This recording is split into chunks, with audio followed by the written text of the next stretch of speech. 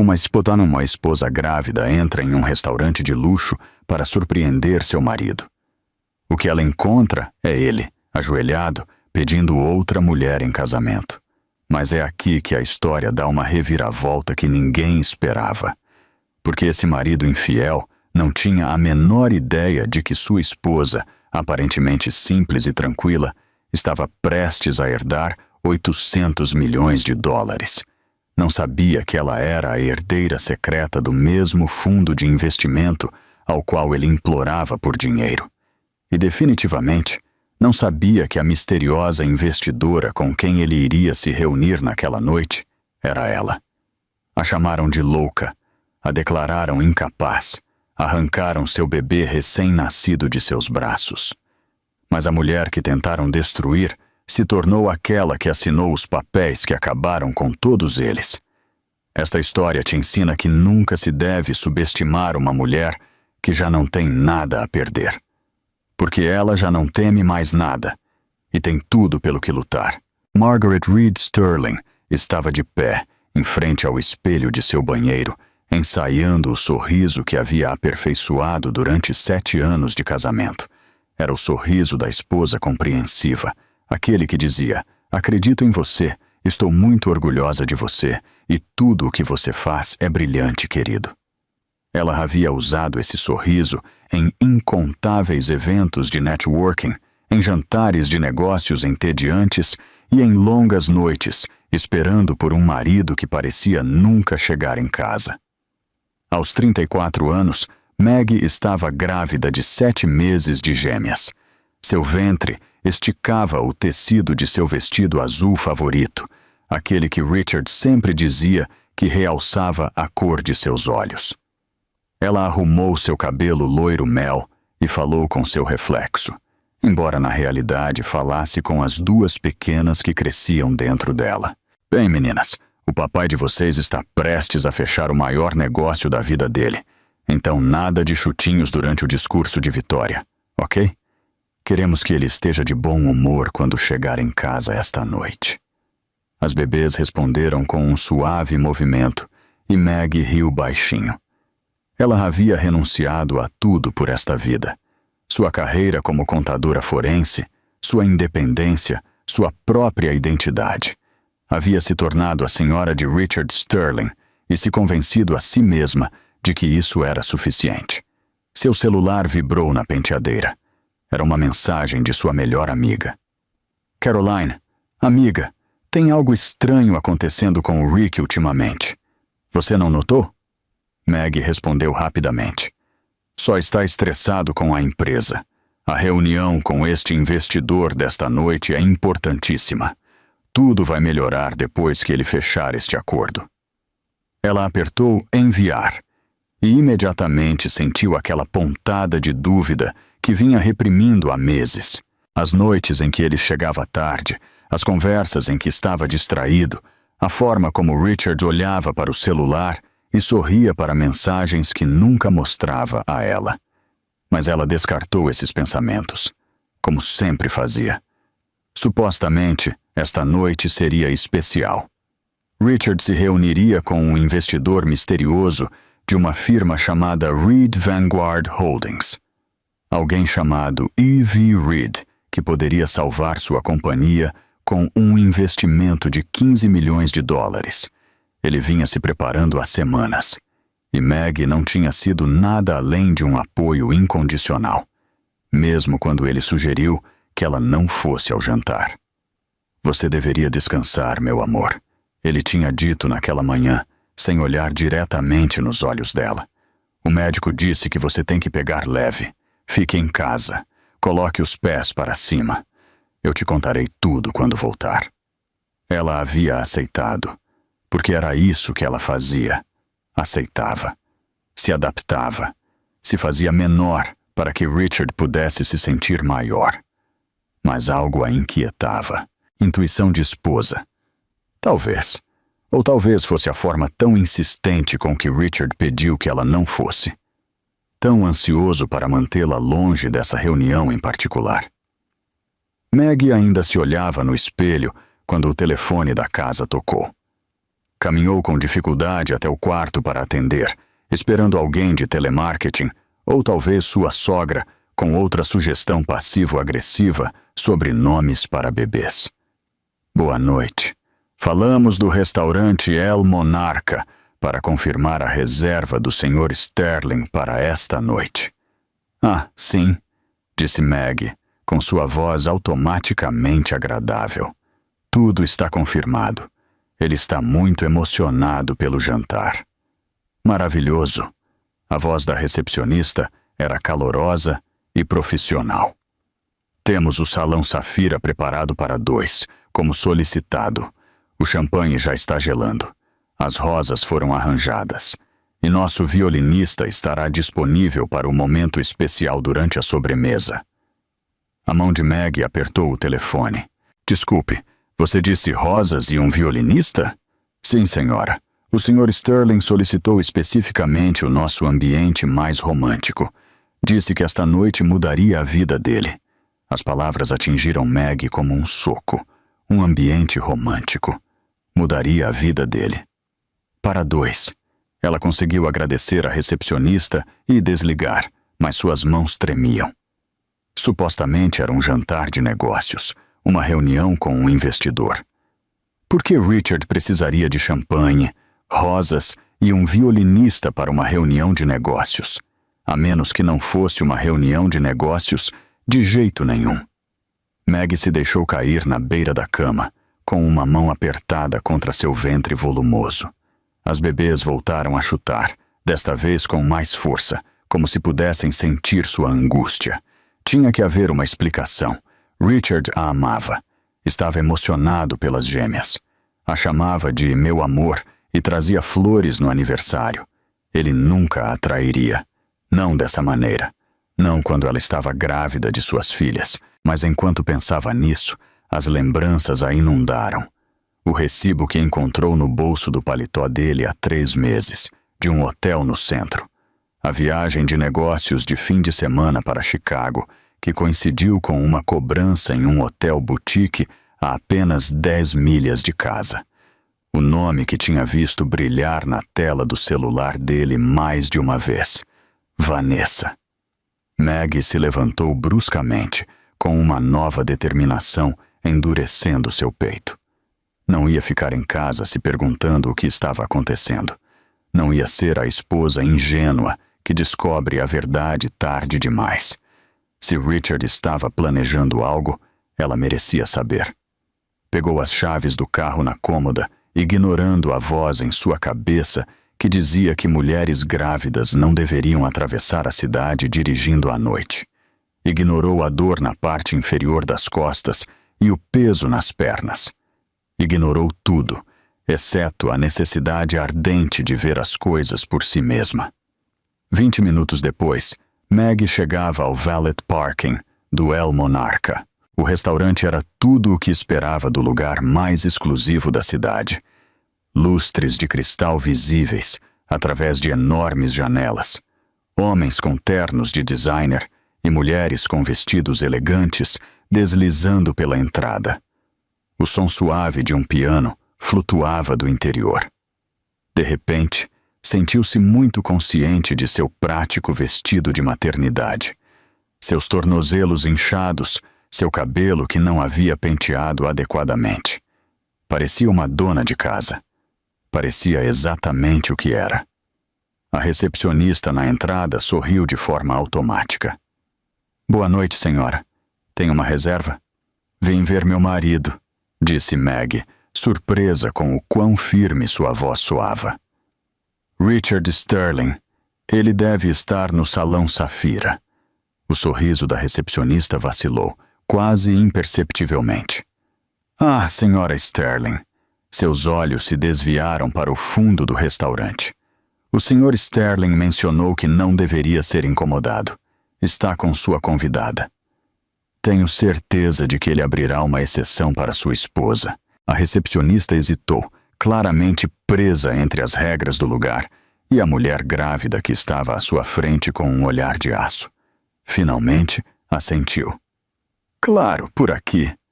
Maggie a seguiu através do salão principal, passando por mesas da elite da cidade em direção a um par de pesadas portas de madeira ao fundo. O salão Safira. Através dos painéis de vidro fosco, pôde ver duas figuras sentadas em uma mesa. Uma era inconfundivelmente Richard, alto, de ombros largos, gesticulando amplamente, como sempre fazia quando tentava impressionar alguém.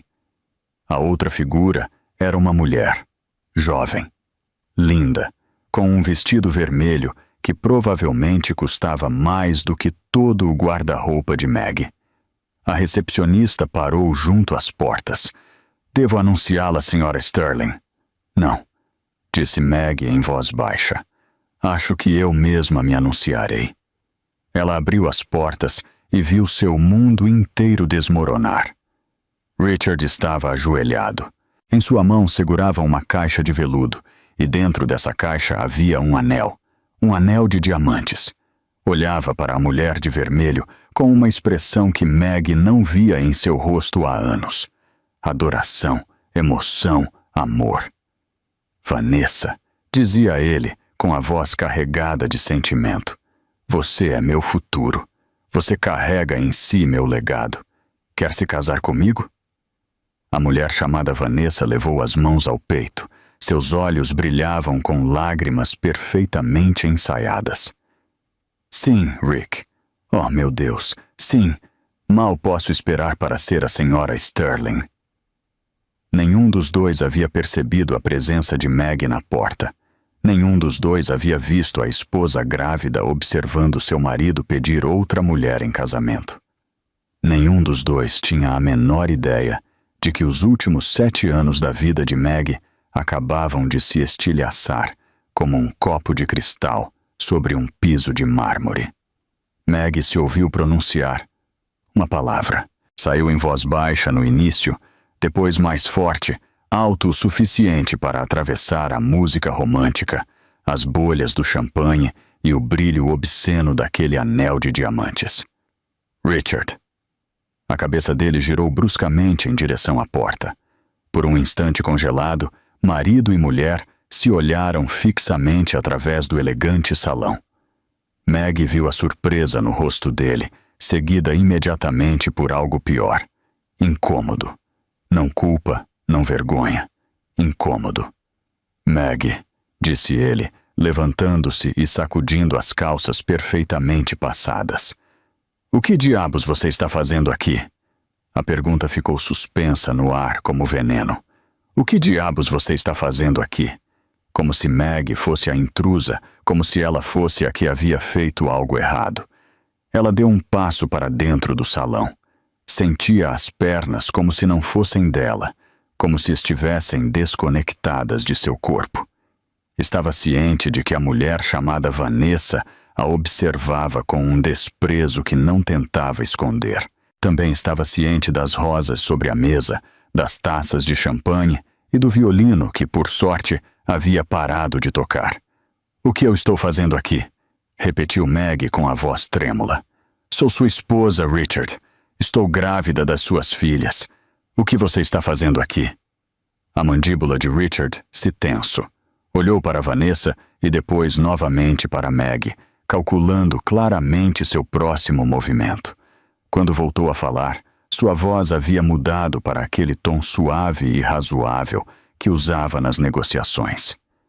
"Meg, meu amor, você tem que se acalmar. Você está passando vergonha." "Eu estou passando vergonha?" A voz de Meg se elevou bruscamente. "Você acaba de pedir outra mulher em casamento, em um restaurante com rosas e champanhe. E a que está passando vergonha sou eu?" Vanessa se levantou de sua cadeira, alisando o vestido vermelho com um sorriso de satisfação. "Ai, Rick, esta é a babá de quem você me falava, a que cuida da casa enquanto você trabalha." As palavras atingiram Meg como um tapa. Olhou fixamente para a mulher mais jovem, observando seu brilhante cabelo escuro, a maquiagem perfeita, o anel que agora reluzia em seu dedo. O anel de Richard no dedo de outra pessoa. "Sou a esposa dele", disse Meg, odiando o quão fraca sua voz soava. "Estamos casados há 7 anos. Vanessa soltou uma risada. Um som leve e musical projetado para ferir. Ai, coitada, que adorável. Mas Rick e eu estamos juntos há 2 anos. Ele só estava esperando o momento certo para terminar as coisas com você. Ela deu uma tapinha em sua barriga reta de forma muito intencional. E agora que vamos começar nossa própria família? Bom, você entende. O mundo pareceu inclinar. Maggie se agarrou ao encosto de uma cadeira próxima para não cair. Você está grávida? Richard finalmente falou de novo, sua voz cortante pela impaciência. Vanessa está me dando o que você nunca pôde me dar, Maggie. Uma família de verdade, um futuro real, não um acidente que aconteceu porque você esqueceu de tomar as pílulas. São suas filhas, sussurrou Maggie, levando uma mão protetora ao seu ventre. Você disse que as queria, disse que estava feliz. Richard deu de ombros. Eu disse muitas coisas, Maggie. Nisso consiste o casamento, em dizer coisas para manter a paz. Mas sejamos sinceros um com o outro por uma vez. Este casamento está morto há anos. Você sabia disso. A única diferença é que eu tive a coragem de fazer algo a respeito. Maggie sentiu as lágrimas queimarem seus olhos, mas se recusou a deixá-las cair. Não aqui, não na frente dele, não na frente dela. E quando exatamente você pensava em me contar? Perguntou. Antes ou depois que nossas filhas nascessem? Richard trocou um olhar com Vanessa, daqueles que falam de segredos compartilhados e piadas internas. Acaso importa? Os advogados cuidarão de tudo. Você será bem assistida. Não sou um monstro. Vanessa bufou, embora tenha acrescentado, apoiando-se no lado de Richard. Poderíamos ter que discutir a situação da guarda. Quero dizer, com seu histórico de problemas de saúde mental. Maggie, você realmente acha que está em condições de criar crianças? Não tenho problemas de saúde mental, disse Maggie, enquanto a confusão abria caminho através da dor. Richard suspirou, o longo suspiro de um homem que lida com uma pessoa irracional. Maggie, ambos sabemos que você tem tido dificuldades. A ansiedade, a depressão. Lembra quando você teve aquela crise depois do aborto espontâneo há 3 anos? Ele negou com a cabeça, com tristeza. Tenho documentado tudo, pelo seu próprio bem. O aborto espontâneo. Ele estava usando o aborto espontâneo contra ela. O pior momento de sua vida, quando havia perdido sua primeira gravidez e passou semanas sem poder sair da cama, chorando por um bebê que nunca chegaria a abraçar. Havia ido à terapia, havia se recuperado, e agora Richard estava transformando essa recuperação em uma arma. A porta do salão Safira de repente se abriu mais, e Maggie percebeu que haviam chamado a atenção. Outros clientes esticavam o pescoço para ver dentro do salão privado. Um garçom esperava, indeciso, na entrada. Richard viu a oportunidade. Levantou a voz o suficiente para que se ouvisse, dirigindo-se à sala com o charme praticado de um homem que havia passado anos cultivando sua imagem pública. A todos, peço desculpas por esta interrupção. Minha ex-esposa tem passado por um momento muito difícil e receio que os hormônios da gravidez tenham piorado as coisas. Por favor, continuem desfrutando de sua noite. Nós cuidaremos da situação. Ex-esposa, Maggie olhou fixamente para ele. Não estamos divorciados, Richard. Estaremos. Ele se virou para o garçom. Por favor, acompanhe a Sra. Sterling até o carro dela. Ela não deveria dirigir no estado dela, mas está claro que não está pensando com clareza. O garçom se aproximou de Maggie com cautela. Senhora, talvez gostaria de sair? Maggie olhou ao redor, para os clientes ricos que desviavam o olhar, para o sorriso presunçoso de Vanessa, para a expressão fria e desprezível de Richard. Nunca havia se sentido tão pequena, tão invisível, tão completamente sozinha. Sem dizer mais uma palavra, ela se virou e saiu do salão Safira. Manteve a cabeça erguida enquanto atravessava o salão principal, mesmo quando os sussurros a seguiam como um rastro de fumaça. Continuou caminhando pelo elegante saguão. Passou pela anfitriã surpresa e saiu para o ar fresco da noite. Conseguiu chegar até o estacionamento antes que suas pernas cedessem. Meg desabou contra a lateral de seu carro, deslizando até ficar sentada no concreto frio. As lágrimas chegaram então, grandes soluços que sacudiam todo o seu corpo. Chorou por seu casamento, por suas filhas, pelo futuro que acreditava que a esperava. Chorou pela mulher que costumava ser, a mulher com sua própria carreira, sua própria identidade e seus próprios sonhos. Chorou pela tola em que havia se tornado. E então ela sentiu uma dor aguda, uma cãibra na parte inferior do abdômen. Não, sussurrou, levando as mãos ao ventre. Não, não, não, agora não, por favor, agora não. Outra cãibra, desta vez mais forte. Faltavam 2 meses para as bebês nascerem. Era cedo demais, muito mais cedo do que deveria. Com mãos trêmulas, Meg pegou o telefone e discou o número de Richard. Foi direto para a caixa postal. Claro que sim. Provavelmente estava celebrando seu noivado com sua amante grávida. Discou 911 em vez disso. A ambulância chegou 8 minutos depois. A essa altura, Meg estava encolhida no chão ao lado do carro, com o vestido encharcado de lágrimas e suor. E todo o seu corpo tremia pelo esforço de manter suas bebês dentro dela. Os paramédicos foram gentis. Ajudaram-na a subir em uma maca, colocaram um acesso intravenoso, fizeram perguntas gentis sobre seu histórico de gravidez e seu contato de emergência. Meu marido, disse Meg fracamente. Richard Sterling, mas ele não vai atender. Uma das paramédicas, uma mulher de olhos gentis e cabelo grisalho, apertou a mão de Meg. Há mais alguém que possamos ligar, querida? Família? Um amigo? Meg pensou em Carolyn, mas sua amiga estava trabalhando no turno da noite na emissora de notícias. Pensou em sua mãe, morta há 5 anos de câncer. Pensou nos pais de Richard, que na verdade nunca a haviam aceitado totalmente. Não, sussurrou. Não há ninguém. Naquele quarto frio de hospital, com o som das máquinas e estranhos verificando seus sinais vitais, Meg percebeu a verdade mais aterrorizante de toda a sua vida. Estava completa e absolutamente sozinha. Seu marido a havia traído.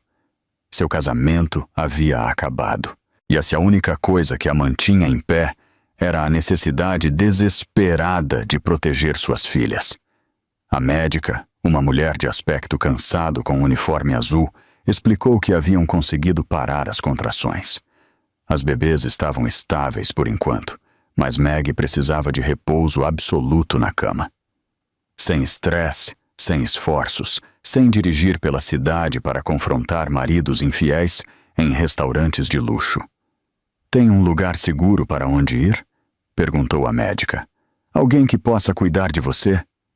Meg ficou olhando para o teto sem dizer nada, porque a verdade era que já não sabia. A vida que pensava que tinha era uma mentira. O homem que pensava que amava era um estranho. E o futuro que havia planejado não era mais do que cinzas. Passou a noite no hospital, sozinha com seus pensamentos e suas filhas não nascidas. E em algum lugar da cidade, em um apartamento luxuoso, cuja existência ela desconhecia, Richard Sterling fazia amor com sua amante, felizmente inconsciente de que sua esposa quase havia perdido as bebês. Ou talvez ele soubesse. Talvez, simplesmente, não se importasse.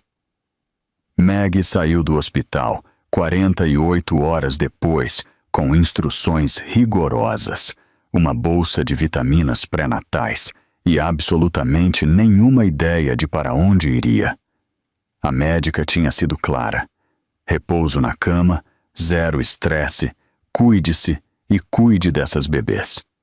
Fácil de dizer quando se tem um lar para onde ir, quando se tem um marido que te ama, quando sua vida inteira não acaba de se despedaçar. Pegou um táxi para sua casa, a bela casa de estilo colonial, com 4 quartos nos subúrbios que havia passado anos transformando em um lar. Havia escolhido cada móvel, cada cor de tinta, cada fotografia cuidadosamente colocada. Aqui era onde supostamente suas filhas dariam seus primeiros passos, onde soprariam as velas de aniversário e abririam os presentes de Natal e cresceriam rodeadas de amor. O táxi entrou na entrada da garagem e Maggie soube imediatamente que algo estava errado. Um guarda de segurança estava de pé na porta principal. Um estranho em sua casa. "Senhora", disse o guarda enquanto Maggie se aproximava, sua voz profissionalmente neutra. "Vou ter que pedir que pare aí mesmo. Esta é minha casa", disse Maggie, procurando suas chaves. "Eu moro aqui." O guarda levantou uma mão. "Sinto muito, senhora, mas o Sr. Sterling obteve uma ordem de restrição. Você não tem permissão para se aproximar a menos de 60 metros desta propriedade." Maggie o olhou fixamente, certa de ter ouvido mal. "Uma ordem de restrição? Contra sua esposa grávida?" "Deve haver um erro", disse com a voz cada vez mais alta. "Não fiz nada de errado. Acabo de chegar do hospital." O guarda nem se mexeu. "Só sigo ordens, senhora. Se tentar entrar na propriedade, terei que chamar a polícia." Foi então que Maggie viu os sacos de lixo. Havia dezenas deles, amontoados no jardim da frente, como entulho esperando para ser recolhido. Eram seus sacos de lixo. Eram seus pertences, suas roupas, seus livros, a louça de porcelana de sua avó. Tudo jogado como se fosse qualquer desperdício. Caminhou em direção à pilha, atordoada, mal percebendo que os vizinhos se reuniam em seus próprios jardins para olhar. Reconheceu seu suéter favorito saindo de um saco, um álbum de fotos em outro. A mantinha de bebê que havia demorado semanas para escolher. Agora estava amassada e suja sobre a grama. 7 anos de sua vida reduzidos a um monte de lixo. Maggie se deixou cair sobre o gramado, ao lado da montanha de suas coisas, e simplesmente deixou que as lágrimas fluíssem. Não se importava que os vizinhos estivessem observando. Não se importava em parecer patética e destroçada. Já não lhe restava nada a perder. Seu telefone vibrou. Era uma mensagem de Richard. "Maggie, faço isso pelo seu próprio bem. Você precisa de ajuda, ajuda profissional. Quando voltar a pensar com clareza, poderemos falar sobre um regime de visitas. Até lá, por favor, não me contate." Quis gritar. Quis jogar o telefone contra a janela da casa que costumava ser sua. Mas, em vez disso, ficou ali sentada, rodeada de sacos de lixo, tentando compreender como sua vida havia desmoronado de uma forma tão absoluta. No final, ligou para Carolyn. Sua melhor amiga atendeu no segundo toque. "Maggie, o que está acontecendo? Vi algo nas redes sociais sobre você, que estava armando um escândalo em um restaurante." "Ele me colocou na rua, Carolyn." A voz de Maggie soava oca. "Richard me expulsou da minha própria casa. Não tenho para onde ir." 30 minutos mais tarde, o carro de Carolyn estacionou junto à calçada. Bastou um olhar para os sacos de lixo, para o guarda de segurança e para a mulher grávida sentada no gramado, para que seu rosto se endurecesse com uma expressão de fúria. "Entra no carro, amiga", disse Carolyn. "Vamos resolver isso." O apartamento de Carolyn era pequeno, mas era quente, cheio de móveis que não combinavam e com o reconfortante aroma de café. Maggie sentou-se no sofá, enrolada em um cobertor, enquanto sua amiga caminhava de um lado para o outro pela sala, com o telefone colado na orelha. "Como assim as contas estão congeladas?" dizia Carolyn. "Esse dinheiro também é dela." Fez uma pausa para ouvir. Comportamento errático. Que comportamento errático! Ela confrontou seu marido infiel. Isso não é errático. É a coisa mais normal do mundo. Maggie ouvia, insensível, enquanto sua vida financeira era desmantelada peça por peça. Contas conjuntas congeladas, cartões de crédito cancelados. A casa estava em nome de Richard, os carros também. Até mesmo sua conta de poupança pessoal havia sido esvaziada, transferida para uma conta a qual ela não tinha acesso. Restavam-lhe $47 na carteira. Isso era tudo. Era tudo o que lhe restava no mundo. Carolyn desligou o telefone e sentou-se ao seu lado. Bom, esta é a situação. Rick solicitou o divórcio e também apresentou uma moção de guarda de emergência. Guarda! A mão de Maggie foi ao seu ventre. Mas elas ainda nem nasceram. Ele afirma que você é mentalmente instável. A voz de Carolyn era suave, mas firme. Diz que você tem um histórico de depressão e ansiedade e que representa um perigo para si mesma e para os outros. E que quando você o confrontou no restaurante, ele quer a guarda temporária das gêmeas assim que nascerem. Sentiu que o quarto girava. Maggie agarrou-se ao braço do sofá, lutando contra a vontade de vomitar. Isso não pode estar acontecendo, sussurrou. Fui à terapia depois do aborto espontâneo. Eu me curei. Estou bem. Não estou louca. Eu sei, disse Carolyn. Mas Rick tem advogados e dos caros. E agora mesmo, você não tem nada. Há algo que toda mulher deveria saber, e Maggie estava aprendendo da pior maneira possível. Sempre tem a sua própria conta bancária, seu próprio crédito, sua própria identidade. Ela havia renunciado a tudo por seu casamento, e agora não tinha nada que o provasse, exceto um monte de sacos de lixo e um marido que queria tirar seus filhos. Os dias seguintes foram uma neblina de consultas legais, chamadas telefônicas, entre soluços e noites em claro. Maggie encontrou um advogado de divórcios. Era um homem de aspecto cansado chamado Patterson, que trabalhava em um escritório minúsculo no centro. Revisou seu caso e lhe deu a notícia que ela já temia. Senhora Sterling, isso não vai ser fácil. Seu marido tem um dos advogados mais poderosos da cidade, Harrison Webb. Ele não perde nenhum só caso. Que opções eu tenho? Perguntou Maggie. Patterson suspirou. Agora mesmo, não muitas. Não tem renda, nem bens, nem casa. Tem 7 meses de gravidez e ordens médicas de repouso. O tribunal vai ver sua situação e vai ver instabilidade. Vão ver a situação do seu marido e vão ver recursos. Então ele ganha. Simples assim. Ele me trai, me expulsa da minha casa e ele ganha? Eu não disse isso. Patterson se inclinou para a frente. Disse que não vai ser fácil, mas sempre há um jeito. Só temos que encontrá-lo.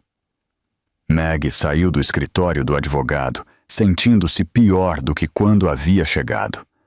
O sol estava se pondo sobre a cidade, pintando o céu com tons laranjas e rosas que ela estava insensível demais para apreciar. Caminhou sem rumo por várias ruas, sem saber para onde ia, sem ter certeza se importava. Seu telefone vibrou. Uma mensagem de Carolyn.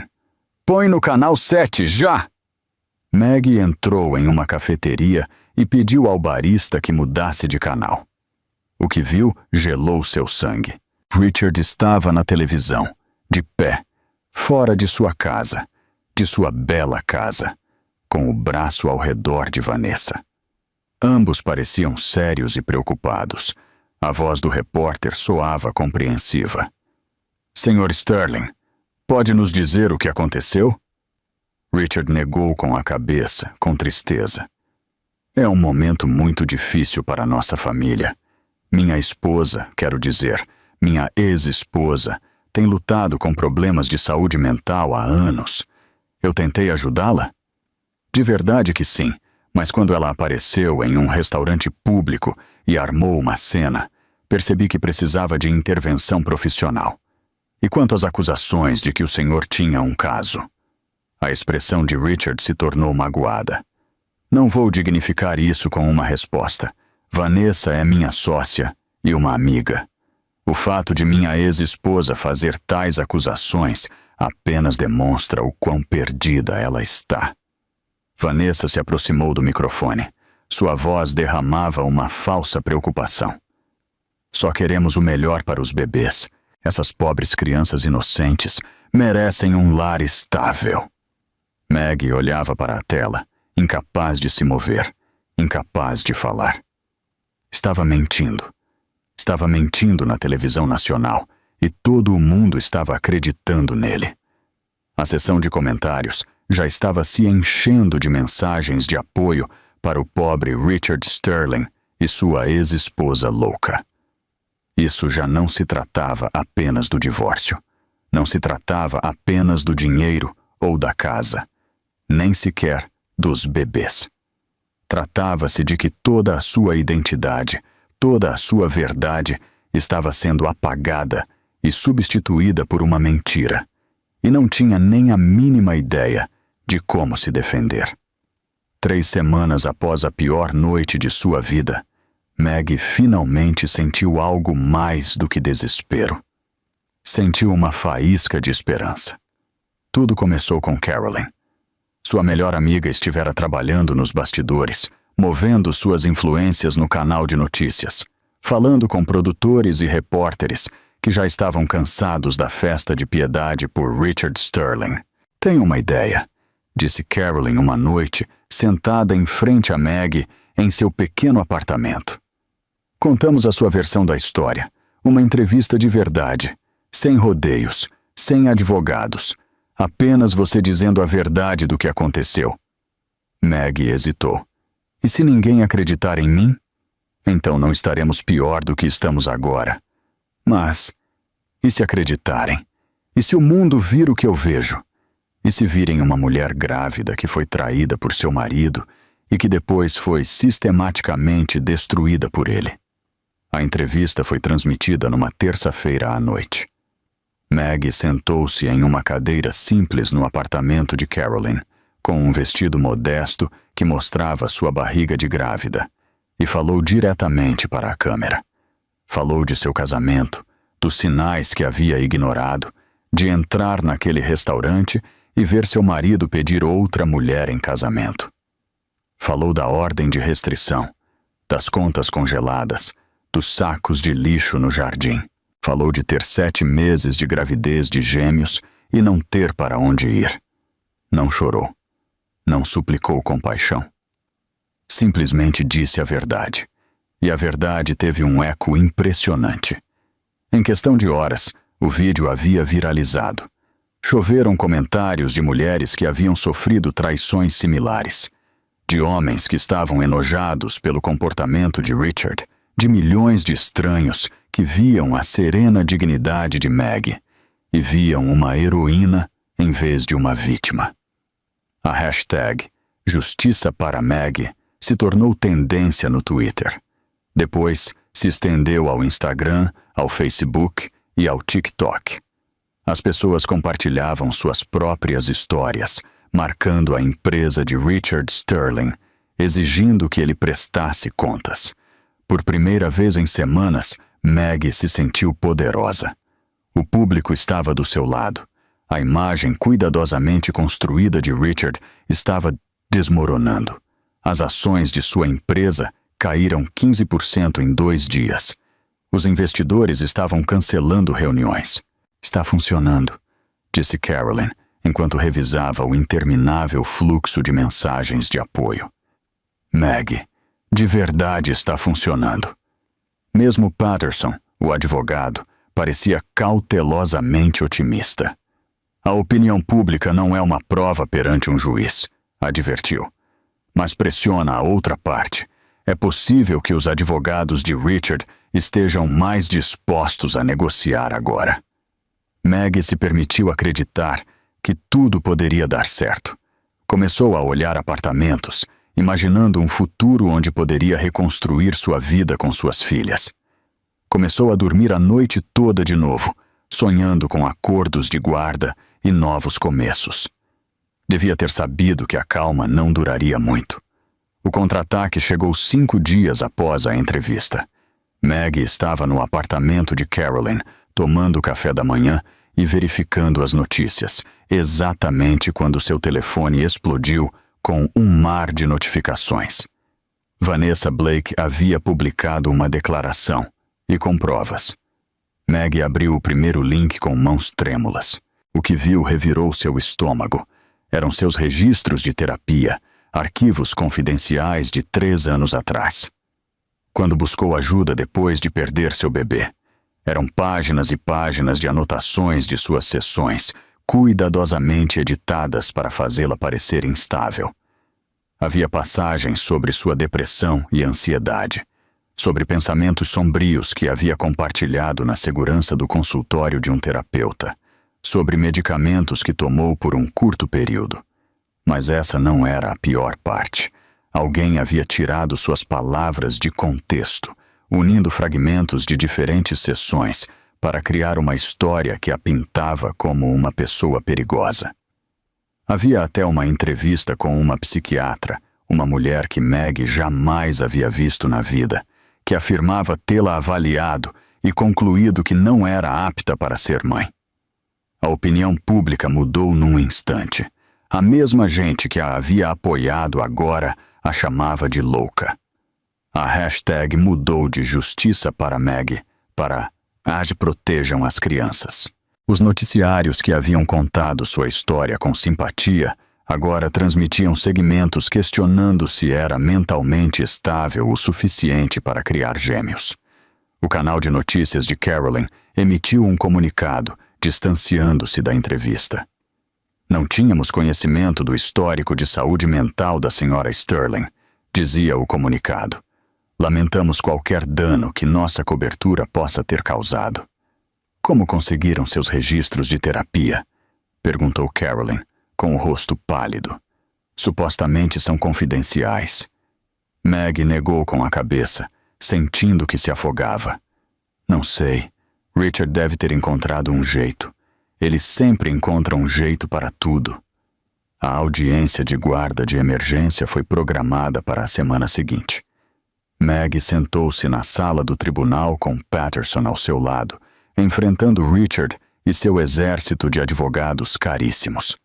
O juiz era um homem de cabelo grisalho, com óculos e uma expressão que não revelava nada.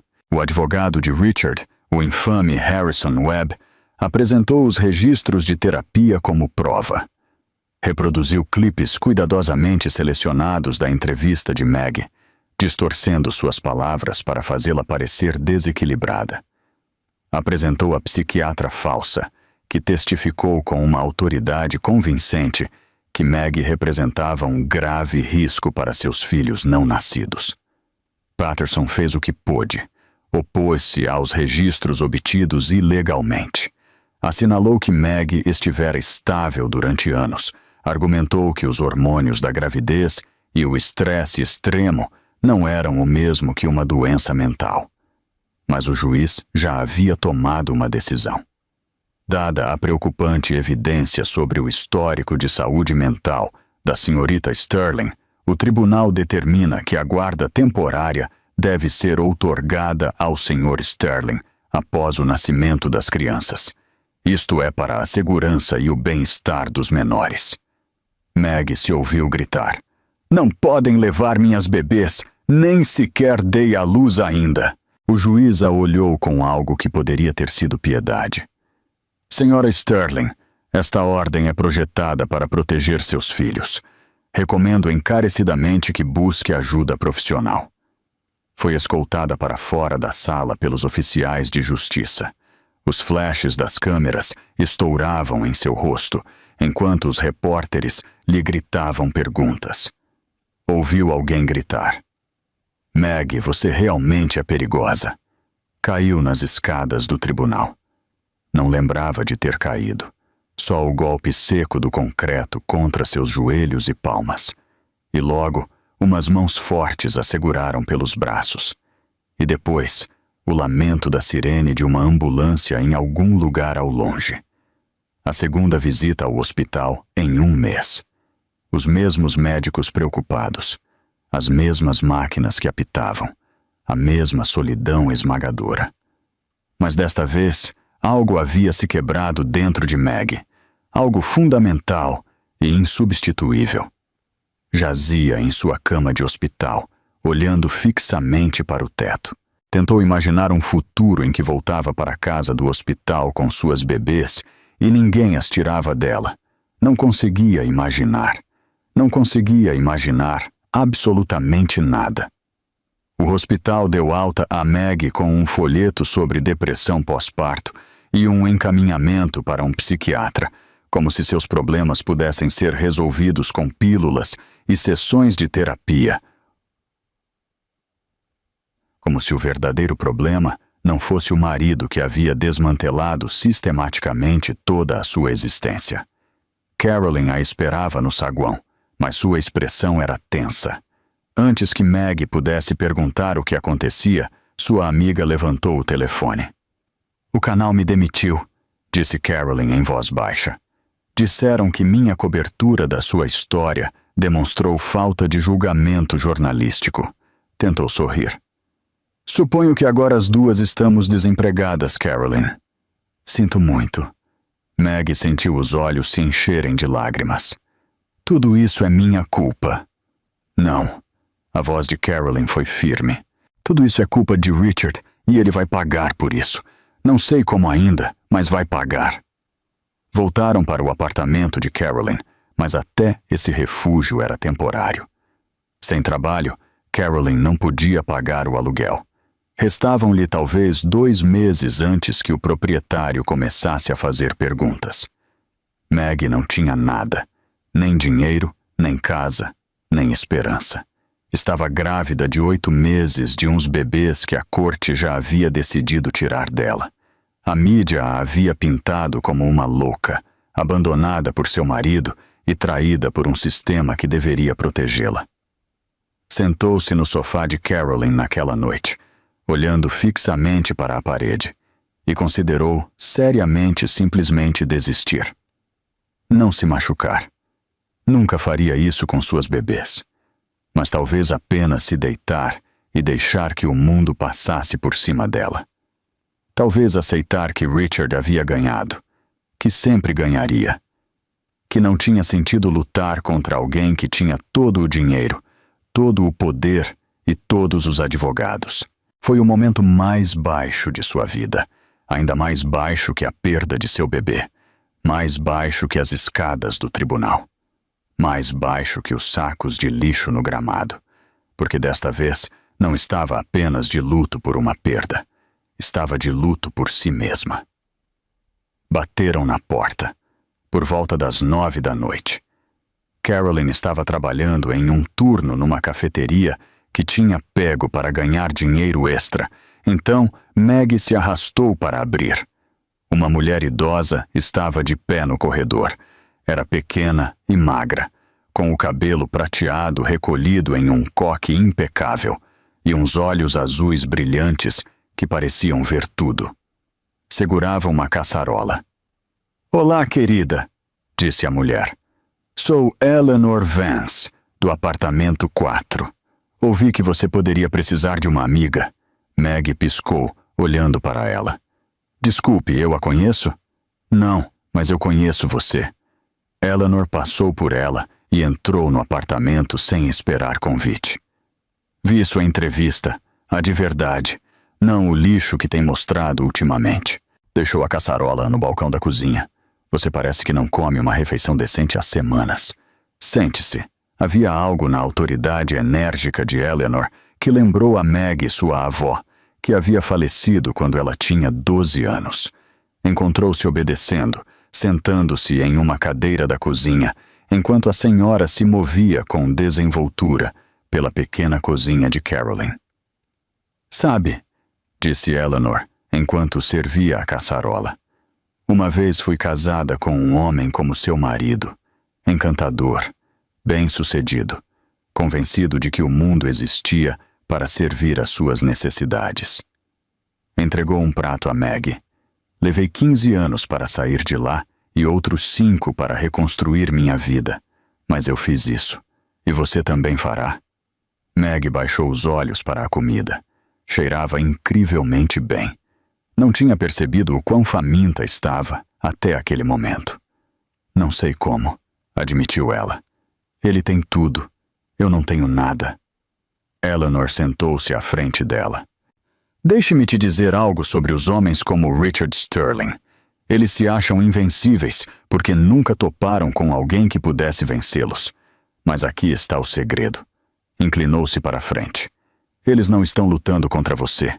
Estão lutando contra sua própria culpa, sua própria insegurança, seu próprio terror de que alguém os veja como realmente são. Tudo o que você tem que fazer é esperar. Esperar o quê? Que cometam um erro. Eleanor sorriu. Sempre cometem. Maggie deu uma garfada na caçarola. Foi a primeira coisa que realmente saboreou em semanas. Durante os dias seguintes, Eleanor se tornou uma presença constante na vida de Maggie. Aparecia cada manhã com o café da manhã, cada tarde com o jantar. Contava histórias sobre seu falecido marido, um cavalheiro que tinha sido o oposto do primeiro. Ouvia sem julgar quando Maggie chorava. Oferecia conselhos quando solicitada e silêncio quando era necessário. E então, uma semana depois de se conhecerem, Eleanor lhe fez uma oferta que mudou tudo. Sou dona de uma pensão, disse. Um lugar pequeno, nada luxuoso, mas é limpo e seguro. Tenho um quarto disponível, sem aluguel, até que você se recupere. Maggie negou com a cabeça. Não poderia aceitar de jeito nenhum. Sim, você pode, e vai aceitar. A voz de Eleanor foi firme. O orgulho é um luxo para as pessoas que não estão lutando para sobreviver. Deixe-me te ajudar. Assim, Maggie se mudou para a pensão de Eleanor. Era um edifício vitoriano com pisos que rangiam, papel de parede desbotado e cheiro de livros velhos. Seu quarto era pequeno, mas confortável, com uma janela que dava para um jardim tranquilo. Não se parecia em nada com a casa que havia compartilhado com Richard. Era perfeita. Começou a trabalhar remotamente como contadora, usando habilidades que não tocava desde antes de seu casamento. O dinheiro não era muito, mas era dela. Começou a assistir às audiências de guarda com a cabeça erguida, mesmo quando o juiz decidia contra ela uma e outra vez. Começou a acreditar, lenta e cautelosamente, que talvez Eleanor tivesse razão. Talvez Richard cometesse um erro. A carta chegou 3 semanas depois. Vinha em um envelope oficial, com o logo de uma empresa que Maggie não reconheceu. Reed Vanguard Holdings, a mesma firma da qual Richard estivera tentando obter um investimento. A firma cujo misterioso fundador, E.V. Reed, nunca apareceu àquela fatídica cena. Maggie quase a jogou fora, assumindo que era correspondência indesejada ou alguma piada cruel.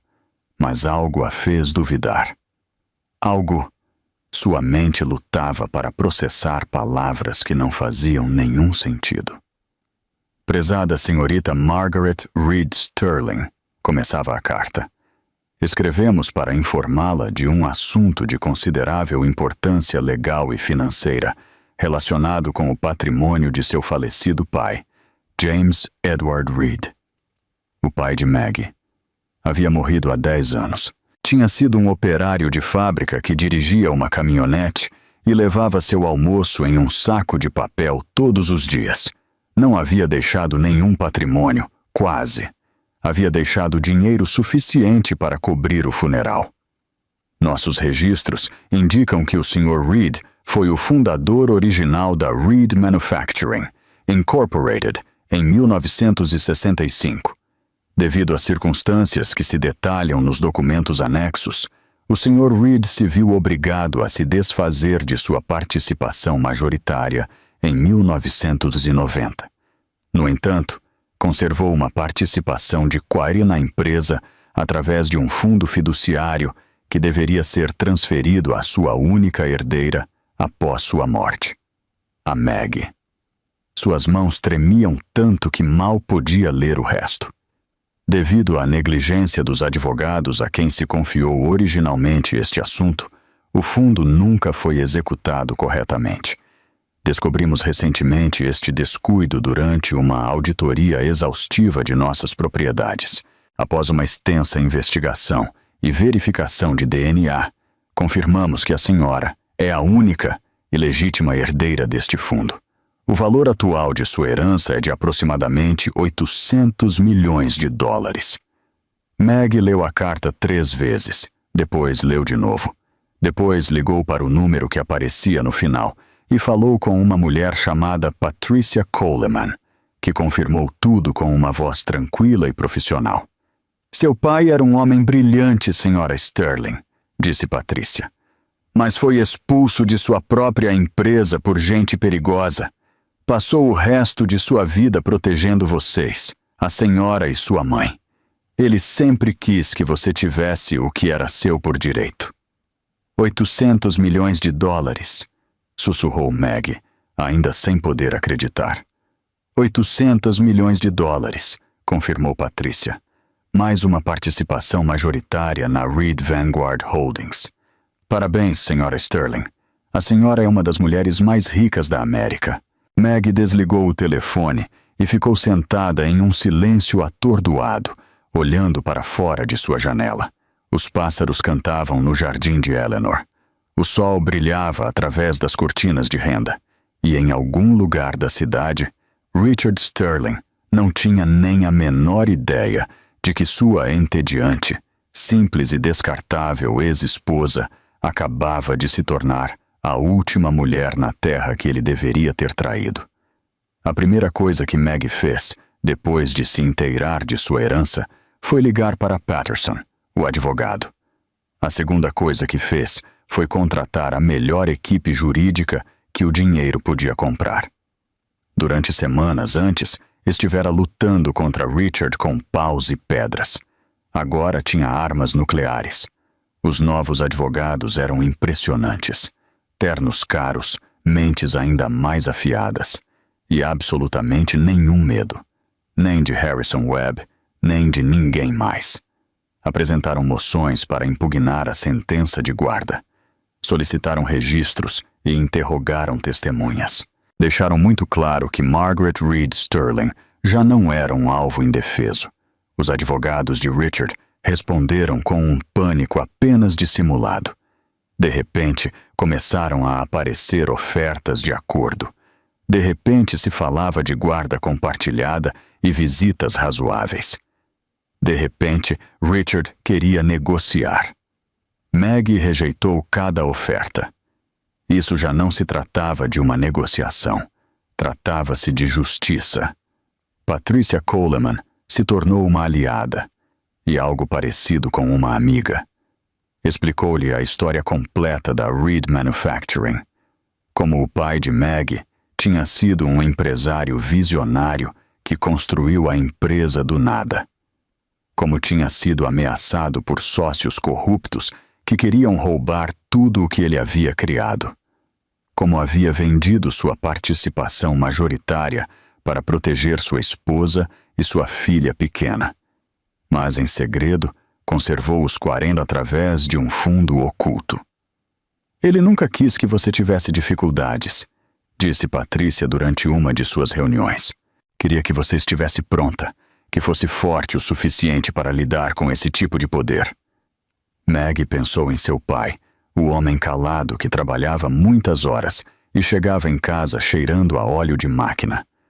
O homem que a ensinou a andar de bicicleta, ajudou com as tarefas de matemática e lhe disse que podia fazer o que quisesse fazer. Nunca havia conhecido esse lado dele. Nunca soube que a estava protegendo. Pela primeira vez desde que começou este pesadelo, Maggie sentiu que de verdade poderia ganhar.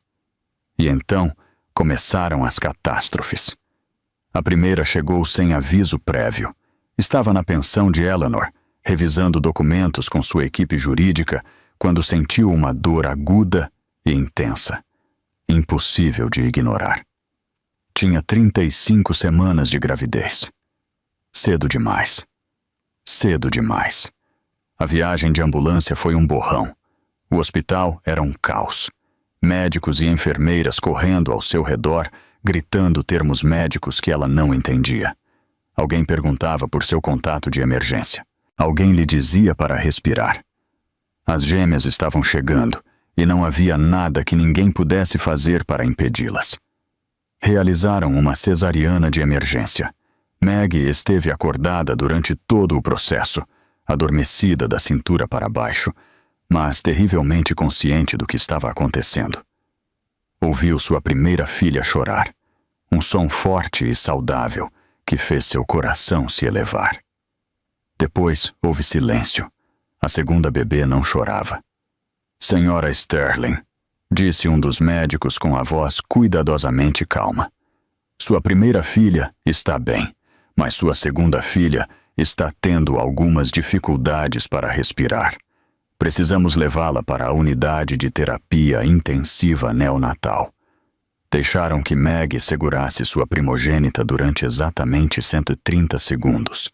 Um rostinho rosado e diminuto. Os olhos fechados com força. Uma mecha de cabelo escuro. A chamou de Lily, como sua avó. Depois também levaram Lily. As 48 horas seguintes foram as mais longas da vida de Maggie. Lily estava estável, ficando mais forte a cada hora. Mas Rose, sua segunda filha, lutava pela vida. Os médicos usavam palavras como dificuldade respiratória, terapia com surfactante e prognóstico reservado. Disseram a Maggie para se preparar. Ela não dormiu. Sentou-se na UTI neonatal, vendo sua pequena filha respirar através de tubos e cabos, e rezou a todos os deuses de que tinha ouvido falar. Foi então que chegou a segunda catástrofe. Uma enfermeira entrou na UTI com uma expressão estranha no rosto. Senhora Sterling, há algumas pessoas aqui do tribunal que querem vê-la. Maggie levantou o olhar, confusa e exausta. O tribunal? 2 oficiais de justiça esperavam no corredor atrás deles. Havia uma mulher do Serviço de Proteção à Criança e um homem de terno que se apresentou como o advogado de Richard. Senhora Sterling, disse a mulher da proteção infantil com voz profissionalmente neutra. Temos uma ordem judicial que concede a guarda de emergência de sua filha Lily ao pai dela. Maggie a olhou fixamente, certa de ter ouvido mal. O quê? Acabo de dar à luz. Estou no hospital. O tribunal determinou isso esta manhã. O advogado lhe entregou um documento. Dada sua incapacidade devido aos procedimentos médicos, ao Sr. Sterling foi concedida a guarda temporária com efeito imediato. Não podem fazer isso. A voz de Maggie se transformou em um grito. Não podem levar minha bebê. Estou aqui mesmo. Sou a mãe dela. Mas sim, podiam. E o fizeram. A segurança do hospital escoltou o grupo até o berçário onde Lily dormia tranquilamente. Maggie o seguiu, mal podendo caminhar, ainda sangrando de sua cesariana, suplicando para que parassem. Não pararam. Viu como levavam sua filha. Viu o advogado de Richard sorrir enquanto passava ao lado dela com Lily nos braços. Desabou no corredor do hospital, gritando até que as enfermeiras vieram sedá-la. Quando acordou, foi para a terceira catástrofe. Richard estava na televisão. De novo, uma coletiva de imprensa. Desta vez transmitida ao vivo das escadarias da sede de sua empresa. Estava de pé atrás de um pódio com Vanessa ao seu lado, ambos com um aspecto apropriadamente sombrio. Quero abordar as recentes revelações sobre minha ex-esposa, disse Richard com a voz gotejando falsa preocupação. Como muitos de vocês sabem, ela recebeu uma herança importante. Embora eu me alegre por sua sorte financeira, me preocupa profundamente que esteja usando este dinheiro para realizar uma vingança contra mim, em vez de focar em sua saúde mental. Os repórteres gritavam perguntas. Richard levantou a mão. Além disso, fiquei sabendo que minha ex-esposa esteve envolvida em um enorme esquema de fraude. Ela tem feito afirmações falsas sobre uma herança a qual não tem nenhum direito legal. Minha equipe jurídica está investigando e esperamos que sejam apresentadas acusações criminais. Meg assistia da cama do hospital. Rose ainda em cuidados intensivos. Lily já tinham levado. Viu seu marido mentir para o mundo com cara séria. Viu Vanessa se inclinar para o microfone. Só queremos proteger as meninas, disse Vanessa. Essas pobres bebês inocentes merecem um lar estável. Me orgulha anunciar que Richard e eu estamos esperando nosso próprio filho. Um novo começo para nossa família. A transmissão cortou para imagens de Meg no hospital, sendo sedada e levada pelos maqueiros. A voz do apresentador era grave. Cenas perturbadoras hoje, enquanto a batalha pela guarda dos Sterling dá outra reviravolta dramática. O telefone de Meg vibrava com mensagens de sua equipe jurídica. As acusações de fraude poderiam atrasar a herança indefinidamente. Os advogados de Richard já estavam apresentando moções para congelar seus ativos. A sentença de guarda havia sido acelerada através de um juiz com conexões conhecidas com a família de Richard. Ela havia pensado que estava ganhando. Havia pensado que a herança mudava tudo. Mas Richard estivera 3 passos à frente.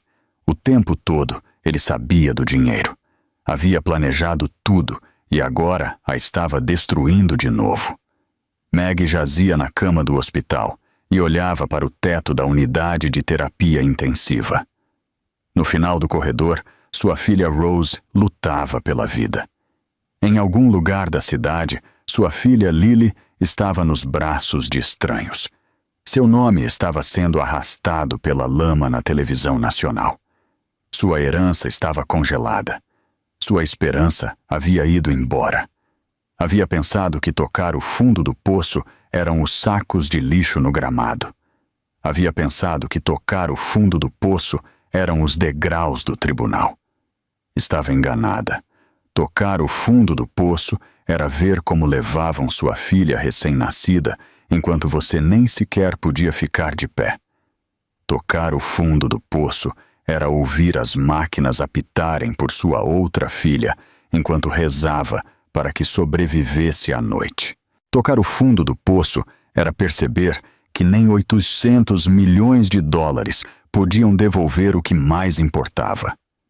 Rose sobreviveu contra todas as probabilidades, contra qualquer diagnóstico pessimista.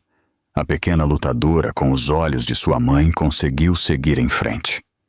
72 horas depois de nascer, os médicos a declararam estável.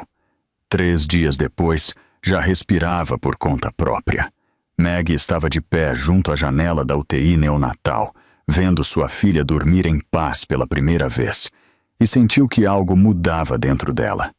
Algo fundamental. Algo permanente. Cansou-se de ser a vítima. Havia passado todo o seu casamento se fazendo menor para que Richard se sentisse grande. Havia passado os últimos 2 meses deixando que ele a pisoteasse, a destroçasse, lhe tirasse tudo o que amava. Havia chorado, rogado e suplicado, e não tinha conseguido absolutamente nada. Acabou. Meg voltou para seu quarto no hospital, sentou-se na cama e escreveu uma lista. Não uma lista de queixas, nem de lamentos. Uma lista de ações, passos que ia tomar, gente que ia contatar. Um plano de batalha. Seu telefone tocou. Era Patricia Coleman. Meg, ouvi o que aconteceu. A voz de Patricia estava tensa com uma fúria que mal podia controlar. Temos que falar de estratégia. Richard acha que está ganhando, mas cometeu alguns erros muito sérios. Que tipo de erros? Apresentou essas acusações de fraude sem investigar bem. Minha equipe jurídica já confirmou que sua herança é legítima. Os documentos do fundo são inquebráveis. Não importa que juiz ele tenha subornado, nem que história tenha vendido para a mídia. Nada disso muda o fato de que você é a herdeira de James Reed. Meg sentiu uma faísca de esperança. Podemos nos defender. Podemos fazer muito mais do que nos defender. Patrícia fez uma pausa. Meg, estive investigando os negócios do seu marido e da Innovate AI. Não só está fracassando, ele está cometendo crimes ativamente. Lavagem de dinheiro, fraude de valores mobiliários, espionagem corporativa. A evidência está aí. Se soubermos onde procurar, como a buscamos? Eu tenho gente, disse Patrícia. Investigadores, contadores forenses, fontes dentro da empresa dele. Me dê uma semana, talvez menos. Teremos tudo o que precisamos. Meg desligou e imediatamente ligou para Carolyn.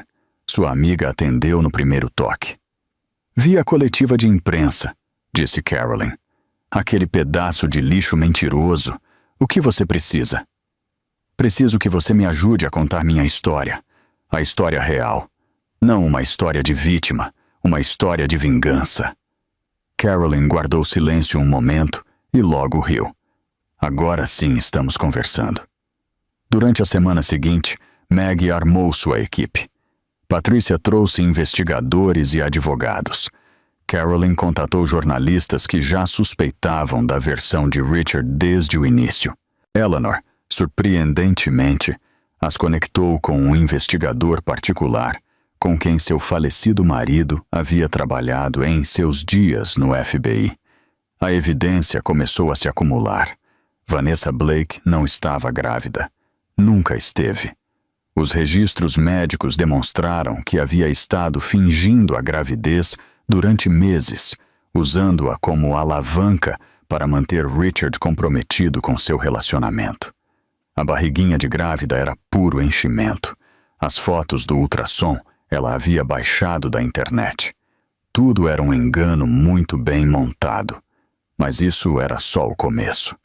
Richard vinha lavando dinheiro através da Innovate AI durante anos. Milhões de dólares circulando por empresas fantasmas e contas no exterior. O algoritmo original, aquele que supostamente ia revolucionar a logística, havia sido roubado de um concorrente. A empresa não só estava fracassando, era uma organização criminosa. E Vanessa? Ela vinha vendendo segredos da companhia para a Logicor, o principal rival da Innovate AI. Os registros bancários mostravam pagamentos que somavam mais de 2 milhões de dólares para suas contas pessoais.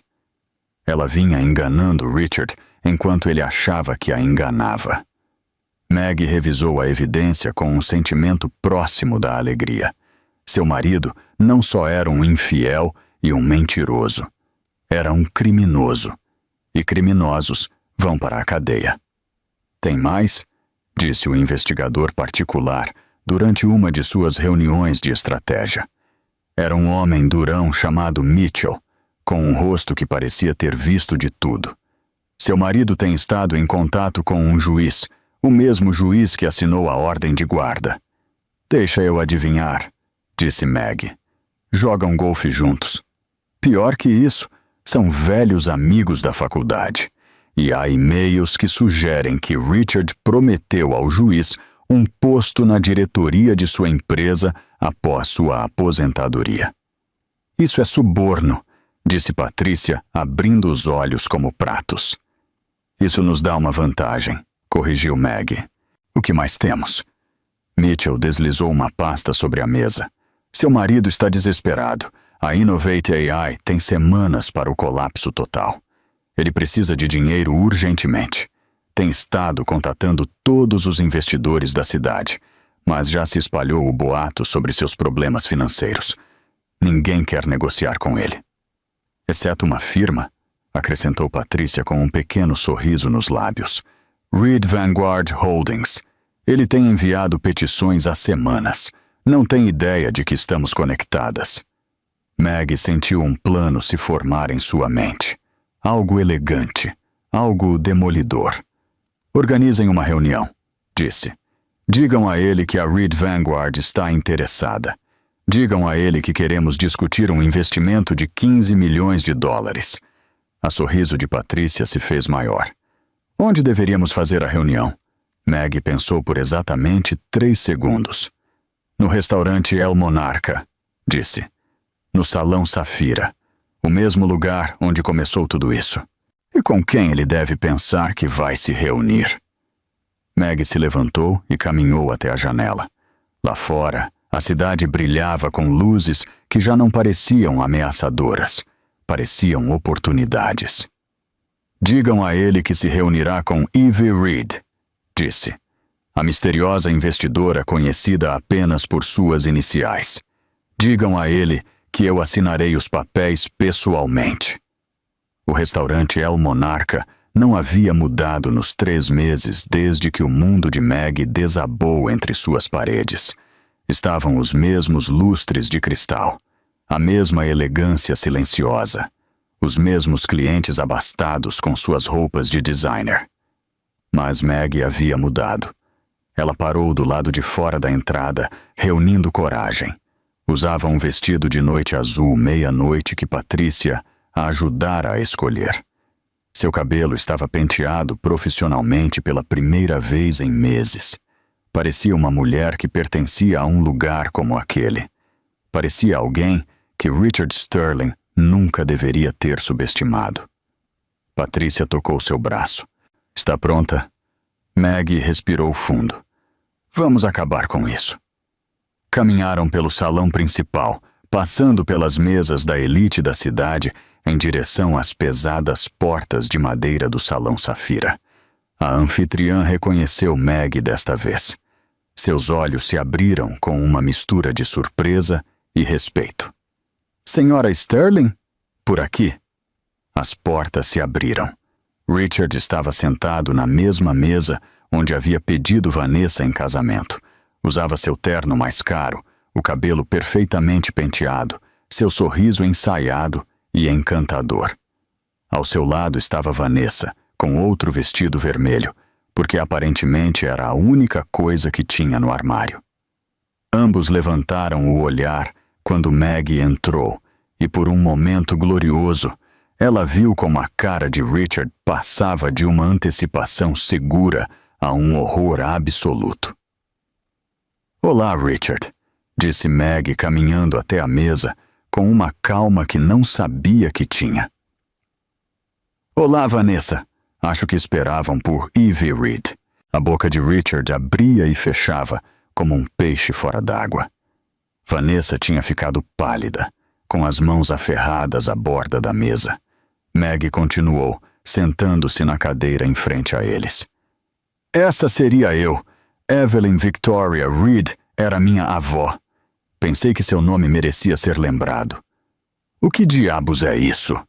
Richard finalmente conseguiu falar com a voz estrangulada. Alguma espécie de piada? Nenhuma piada.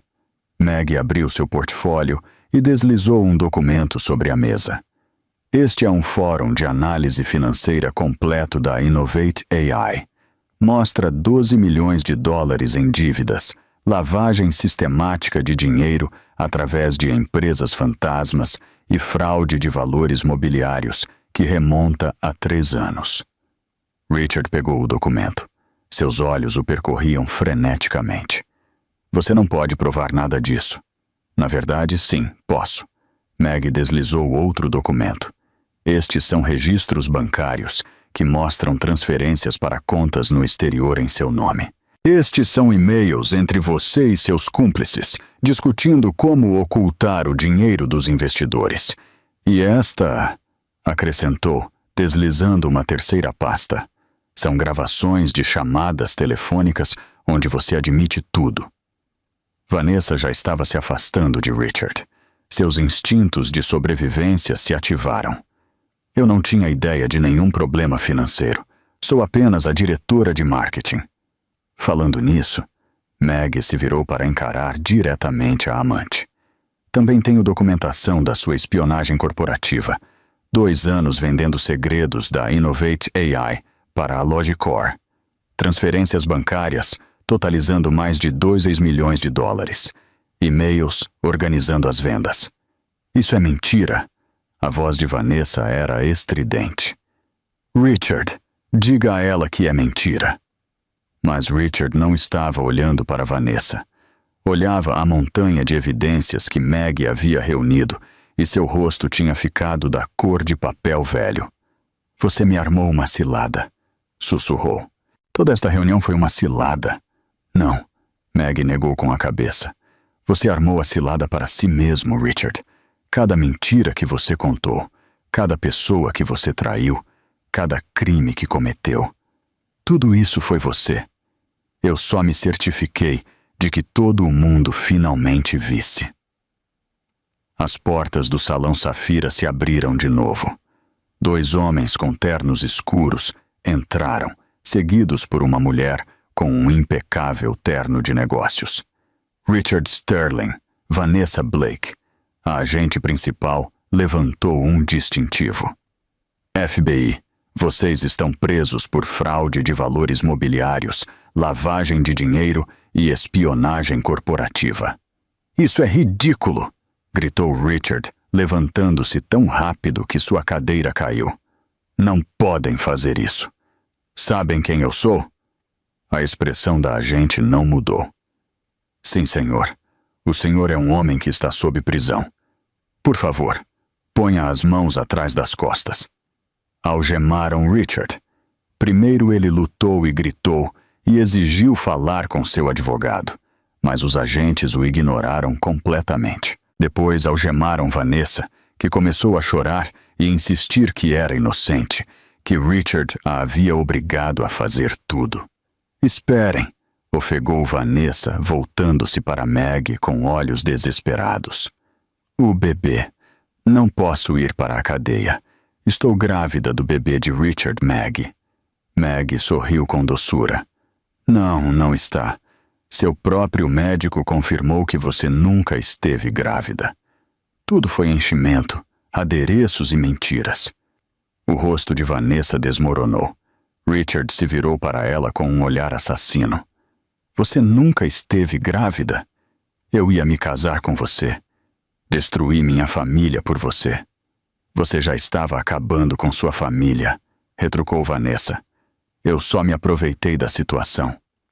Seguiam discutindo enquanto os agentes os conduziam até a porta. Maggie, sentada à mesa, os observava, sentindo-se mais leve do que se sentira em meses ou talvez anos. Richard parou na soleira, olhando-a com algo novo em sua expressão, uma espécie de respeito misturado com ódio. Você planejou tudo isso, disse ele, desde o mesmíssimo princípio. Maggie sustentou o olhar sem piscar. Não, Richard, eu não planejei nada disso. Você criou esta situação quando decidiu que eu era descartável, quando me expulsou da minha casa, quando tentou tirar minhas filhas de mim. Simplesmente me recusei a aceitar o final que você havia escrito para mim. Levaram Richard sem que dissesse mais uma palavra. O salão principal do monarca ficou em um silêncio absoluto. Todos os clientes observavam, com as taças de champanhe a meio caminho dos lábios e as conversas abandonadas. Várias pessoas haviam pegado seus telefones para gravar. Carolyn havia se assegurado de que a imprensa estivesse perfeitamente posicionada. Os principais noticiários tinham suas câmeras prontas. As imagens de Richard Sterling e Vanessa Blake sendo escoltados para a saída do restaurante mais exclusivo da cidade estariam em todas as telas da América à meia-noite. Maggie se levantou da mesa, alisou o vestido e saiu do salão Safira com a cabeça erguida. Ao cruzar o salão principal, ocorreu o mais estranho. Alguém começou a aplaudir. Depois outra pessoa, aí outra. Em questão de segundos, todo o restaurante estava de pé, aplaudindo enquanto Maggie se dirigia à saída. Pessoas que nunca havia conhecido a aclamavam, celebrando sua vitória. Saiu para o ar fresco da noite, onde Patrícia e Carolyn a esperavam. Acabou, disse Carolyn, tomando a mão de Maggie. Você conseguiu. Maggie olhou as estrelas sobre as luzes da cidade. Não acabou, disse em voz baixa. apenas começou. As semanas que seguiram à prisão foram um turbilhão de processos legais, aparições na mídia e mais papelada do que Maggie havia visto em sua vida. Mas, pela primeira vez, o caos se sentia produtivo, esperançoso. Correto. O império de Richard desmoronou quase da noite para o dia. A Innovate AI declarou falência. Seus investidores iniciaram processos civis que manteriam seus ativos restantes atados durante anos. O juiz subornado foi destituído de seu cargo à espera de uma investigação. E o mais importante, a ordem de guarda de emergência foi anulada. Maggie recuperou suas bebês. O momento em que a assistente social colocou Lily em seus braços foi o mais feliz de toda a sua vida. Sua filha tinha 3 semanas, estava saudável e era linda, com cabelo escuro e o nariz de sua avó. Haviam cuidado bem dela durante o tempo que esteve longe, mas nada podia substituir o amor de uma mãe. Já estou aqui, sussurrou Maggie, com as lágrimas correndo por seu rosto. Nunca mais vou te deixar ir. Rose chegou em casa da UTI neonatal 1 semana depois. As gêmeas descansavam lado a lado no quarto de bebês da nova casa de Maggie, uma casa modesta, mas bonita, que havia comprado com o dinheiro de sua herança. Não era uma mansão, não era uma declaração de poder, apenas um lar onde suas filhas poderiam crescer rodeadas de amor. Eleanor vinha visitar todos os domingos, sempre com uma caçarola e conselhos não solicitados, que geralmente eram exatamente o que Maggie precisava ouvir. Carolyn se tornou a tia Carolyn, a divertida que mimava as bebês com bichos de pelúcia e tirava fotos demais. Patrícia passou de ser consultora de negócios a amiga da família, juntando-se a eles para os jantares festivos e as celebrações de aniversário. Maggie havia perdido tudo e, entre os escombros, havia encontrado uma família que nunca esperou. Os julgamentos ocorreram ao longo do ano seguinte. Richard se declarou culpado de múltiplas acusações de fraude e lavagem de dinheiro em troca de uma sentença reduzida. 12 anos em uma prisão federal. Seu advogado implorou por clemência, citando suas contribuições à indústria tecnológica e sua falta de antecedentes criminais. A juíza não se comoveu. Sr. Sterling, disse durante a sentença, o senhor fraudou sistematicamente os investidores, destruiu seu casamento, tentou roubar suas filhas da mãe e subornou um juiz em exercício para alcançar seus objetivos. Não mostra remorso nem compreensão do dano que causou. O tribunal o sentencia a 12 anos. Maggie estava na galeria quando a sentença foi anunciada. Não vibrou nem se regozijou. Simplesmente assentiu uma vez. Depois, saiu da sala do tribunal para ir para casa com suas filhas. Vanessa recebeu 8 anos por espionagem corporativa. Tentou negociar, oferecendo testemunho contra Richard, mas não havia nada que pudesse dizer aos promotores que eles já não soubessem. Sua sentença foi coberta amplamente pela mídia sensacionalista, o que parecia apropriado para uma mulher que havia construído sua vida sobre a imagem em vez da substância. A hashtag Justiça para Maggie se tornou tendência de novo, desta vez de forma permanente. Sua história se tornou um símbolo de resiliência, de se defender, de recusar-se a aceitar a narrativa que outra pessoa havia escrito para sua vida. Mulheres de todo o país entraram em contato, compartilhando suas próprias histórias de traição e recuperação. Maggie leu todas as mensagens, respondeu a tantas quanto pôde, e lentamente uma ideia começou a tomar forma. 6 meses depois que os julgamentos foram concluídos, Maggie parou em frente a uma sala de repórteres para anunciar o lançamento da Fundação Reed. Era uma organização sem fins lucrativos, dedicada a ajudar as mulheres a reconstruir suas vidas após o abuso doméstico, a exploração financeira e a intimidação legal. Meu pai construiu algo incrível, disse Maggie com Patrícia de pé, orgulhosa ao seu lado. Viu-se forçado a renunciar a isso para proteger as pessoas que amava. Quero honrar seu legado utilizando o que me deixou para proteger outros. A fundação fornecia ajuda legal, assessoria financeira e moradia de transição para mulheres em crise.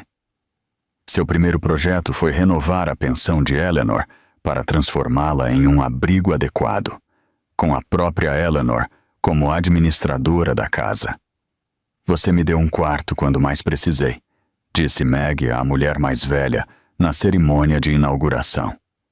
Agora pode dar esse presente a centenas de pessoas mais. Eleanor enxugou os olhos com um lenço. Seu pai estaria tão orgulhoso de você, querida. Maggie pensou que provavelmente ela também estaria. As gêmeas cresceram rapidamente, como fazem os bebês. Lily era audaciosa e curiosa, sempre tentando alcançar coisas que estavam logo fora de seu alcance. Rose era mais tranquila, mais observadora, contente em ver o mundo com os olhos pensativos de sua avó. Eram diferentes como a noite e o dia, e Maggie as amava com cada fibra de seu ser. Aprendeu a ser mãe em seus próprios termos.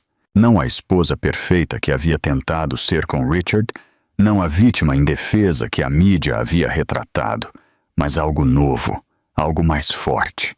Uma mulher que havia caminhado através do fogo e havia saído com suas filhas nos braços e a cabeça erguida.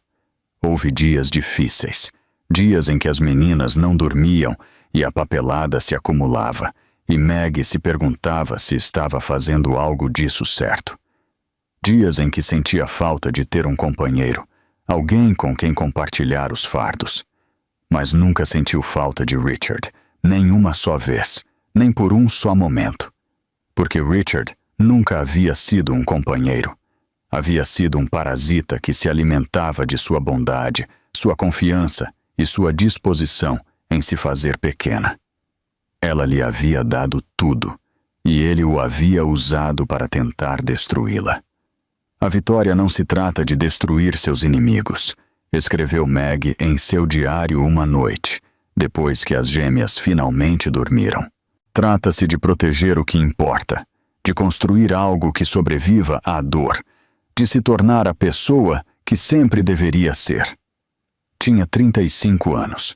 Tinha 2 filhas lindas, um propósito significativo e mais dinheiro do que poderia gastar em 10 vidas. Mas nada disso era o que a fazia feliz. O que a fazia feliz era saber que havia sobrevivido, que havia lutado, que havia ganhado. 1 ano após a prisão no Monarca, a Fundação Reed celebrou seu primeiro baile de gala anual. O evento foi espetacular, sob qualquer ponto de vista.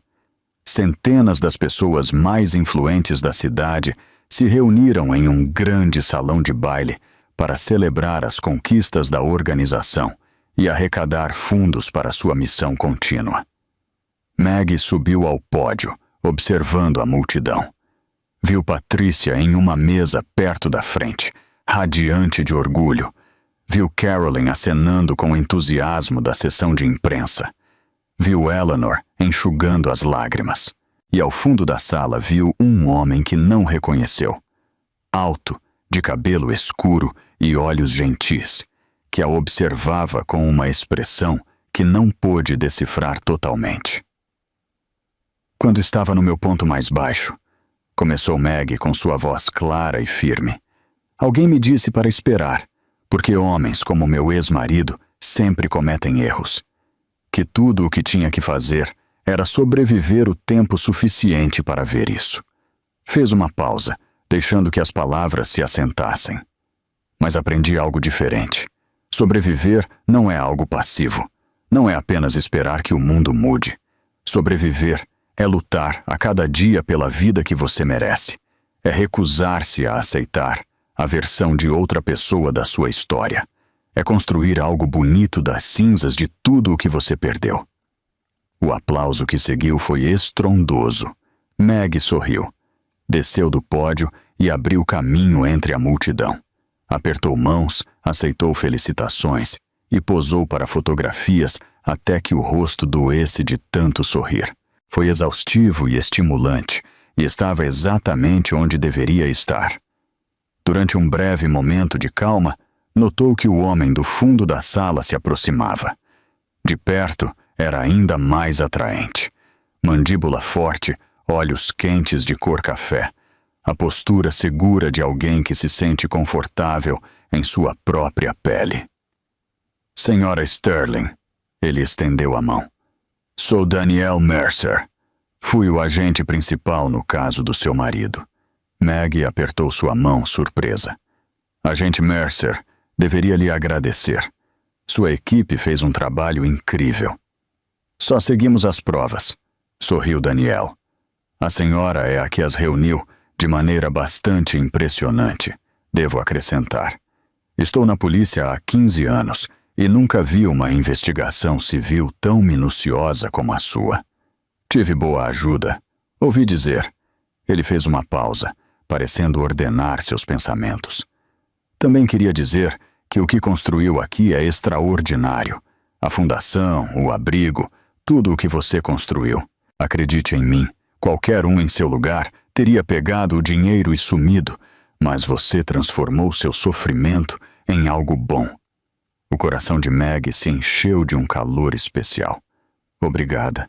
Suas palavras são muito importantes para mim.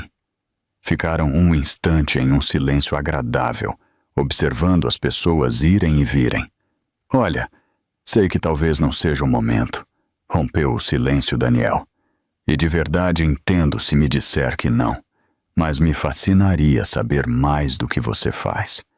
Talvez um dia tomamos um café. Meg o olhou fixamente, procurando qualquer rastro de mentira ou alguma intenção oculta. Mas não viu nada disso. Só um interesse sincero e uma pitada de esperança nervosa. Agente Mercer, disse ela, fazendo uma pausa. Me chame de Daniel, por favor. Ele sorriu para ela. Acho que eu adoraria. Mais tarde naquela noite, quando o baile finalmente terminou, os convidados foram embora e a equipe começou a recolher tudo. Meg saiu para tomar um pouco de ar. A cidade se abria à sua frente, com seus milhões de luzes que brilhavam na escuridão, como se fossem estrelas caídas na terra. Seu celular vibrou. Era uma foto de Eleanor, a babá de Lily e Rose. Estavam dormindo em seus berços, tão tranquilas, tão perfeitas. Meg levantou o olhar para o céu e se lembrou de seu pai, aquele homem calado que deu tudo para cuidar dela, que lhe deixou uma herança que ela nem imaginava, e a fortaleza para aceitá-la quando fosse o momento. Conseguimos, papai, sussurrou na quietude da noite. Tudo o que você sempre quis para mim, tudo o que sonhou, nós conseguimos. Uma estrela pareceu brilhar com mais força, embora talvez fosse só ideia dela. Meg sorriu, guardou o celular na bolsa e foi procurar seu carro. Tinha que voltar para casa com suas filhas. Tinha uma fundação para dirigir e todo um futuro pela frente. E quem sabe, talvez um encontro para tomar um café com um agente do FBI muito bonito, que não a via como uma vítima, nem como um símbolo, nem como a milionária. Ele simplesmente a via como a mulher que era, e com isso bastava. Meg Reed não buscou vingança. Encontrou algo muito melhor. Recuperou sua vida, uma vida que ela mesma forjou com suas mãos, sob suas próprias regras, e para o futuro de suas filhas. Se há algo que nos ensina sua história, é isto. Nunca subestime uma mulher que já não tem nada a perder, porque ela já não teme a nada e tem tudo pelo que lutar. A mulher que tentaram fazer em pedaços se tornou a que os desfez, mas não com ódio nem com vingança, mas com a verdade, com sua força interior e recusando-se a ser a vítima de ninguém. Esse é o tipo de poder que ninguém pode te arrebatar. É o final que todos nós merecemos. E para Maggie Reed Sterling, isto apenas começava. Se a história de Maggie te deixou arrepiado, aperte o botão de curtir agora mesmo para mandar muito apoio. Deixe um comentário e me conte. O que você teria feito se descobrisse seu marido pedindo outra mulher em casamento? Compartilhe este vídeo com aquela pessoa que precisa lembrar que nunca é tarde para se defender. E se ainda não se inscreveu, o que está esperando? Clique em inscrever-se e no sininho de notificações para não perder nenhuma só destas histórias que te deixam com um bom sabor na boca. Nos vemos na próxima história.